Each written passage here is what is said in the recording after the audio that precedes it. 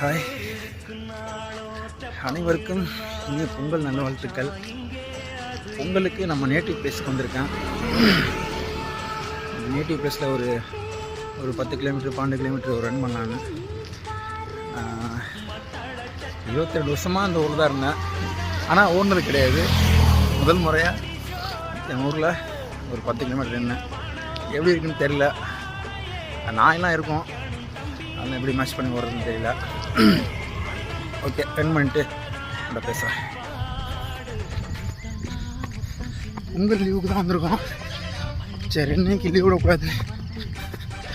ஒரு 10 கிலோமீட்டர் அப்படியே ஸ்டார்ட் பண்ணிட்டேன். நல்லா இருக்குங்க. பனி கொஞ்சம் ஜாஸ்தியாக இருக்குது.